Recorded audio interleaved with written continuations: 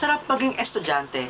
Yan kasi ang panahon ng pagligalig, katuwaan, kasiyahan, mga trip ng barkada, mga away, kalungkutan, at kung ano-ano pang experience na ang sarap balik-balikan. Sa eskwelahan mo buo ang buo mong pagkatao. Diyan ka tatatag, hihina, maladapa, at babangon.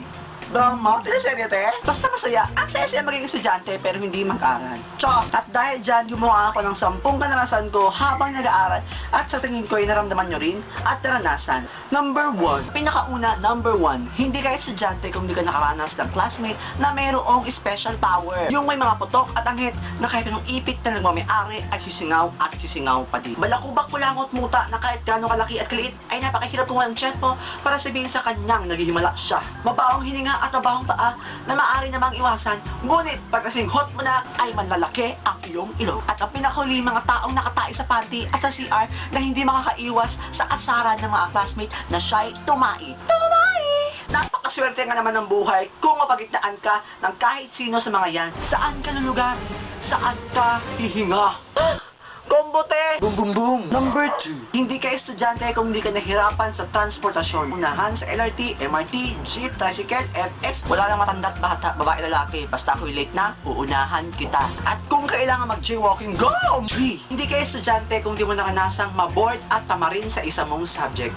Yung tipong hindi mo lang kalaban ang kaburingan ng teacher, kalaban mo rin ang antok at gutom.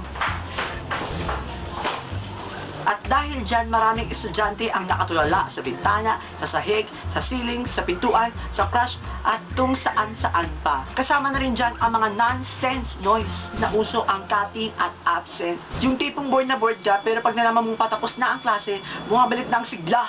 Powerful! Bakit? 4. Hindi ka estudyante kung di mo naranasang ma-in-love, magka-crush, ma-infatuate, at mag-assume sa isa mong classmate, sa iyong teacher, sa tendero, sa tendera. Pang-5, hindi ka estudyante kung di mo naranasang pag may nahulog na gamit sa'yo o sa upuan mo ay meron kang katabing automatic na kukuha nito para sa'yo. Pero depende pati nito sa iyong katabi. Kung pagkatamad naman ang iyong katabi, kahit pinahulog para walang nangyari, tamad mo! So ikaw ngayon pag may nahulog mo on dapa, more on gapang dahil pagkatamad ng mga katabi mo. Dapa! Eh kung yung pahulog-hulog naman ng mga gamit mo ay sunod-sunod, ay katangahan na yan. Burara. Pagkaburara. 6. Hindi ka estudyante kung hindi ka nakaranas ng Hell Week at ma-KO. Knowledge overload dahil sa napakadaming topic na discuss ninyo, nakakatamad mag-review. Ang last resort ay mangopya. Exam na naman. 7. Hindi ka estudyante kung di mo naranasang magsinungaling sa iyong magulang. Yung kunyaring meron kayong group work sa bahay ng isa mong classmate kaya late ka makakauwi. Pero sa totoo lang ay magiinuman kayo o magdalakwatsa lang. Na may babayaran kayo sa eskwelahan pero sa totoo lang, double kickback. Na kung maakubra si ate bunga-bunga, kubra. 8. Hindi ka estudyante kung di mo naranasang matawag ng bulatan at bulagaan para mag-recite at magbasa sa board. Na kahit gaano ka pa confident at kagaling, ikaw pa din ay kakabahan at mauutal pag ikay pinabasa at sinabihan ng louder! Louder please! Na habang tumatagal ang iyong pagbabasa ay pahina ng pahina ang iyong boses at mayroong pang ibang nautal-utal at kunyari malabo ang mata. Pero sa totoo lang, hindi nila alam ang basa sa salita. Malabo po kasi ma. Anong malabo? Ang sulahan ka na nga. Non! Hindi ka estudyante kung hindi ka nagsusulat sa likod ng notebook, sa pintuan, sa upuan, sa likod ng bintana, sa mga pader. At napaka-artistic ha, may mga hotdog with egg, peanut butter, mga talampas, at kung ano-ano pang mga kalibugan, ay drawing kahit saan-saan, kasama na dyan ang pagka-practice ng pirma at pagsulat ng flames at mga pangalan ng crush niya sa kahit anong mga papel-papel. 10. Hindi kayo estudyante kung di mo naranasang mahingian, humingi, at mahiraman ng pulbo, lapis, ballpen, medyas, pamura, ruler, notebook, sagot sa exam, pera, pagkain, at ang paghiram-hiram ng mga bagay na hindi na napabalik. Hiram nga, di ba? Hiram na naging hingi. Mga hindi marunong magbalik. Balik-balik din. Ang kasipagan ng isang estudyante ay sukat mo sa gamit niyang pang-eskwelahan.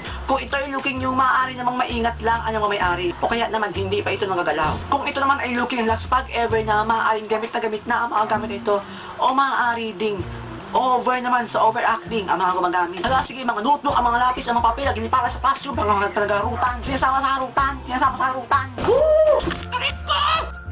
Gaya nga ng teacher namin sa marketing, learning is fun. Kahit gaano pa kadami ang competition sa math, learning is fun. Kahit gaano pa ang problem sa English, learning is fun and must be fun. Ikaw, anong experiences mo habang nasa eskwelahan ka? Comment below. At ang LC Fan of the Week natin ay si John Kevin Alcantara.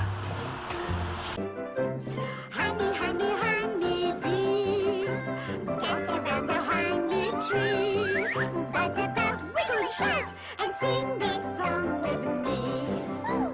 Dahil nang sagot sa biday. Dahil nang sagot sa bi. Inday. Yawa ka tayo nang sagot sa diday.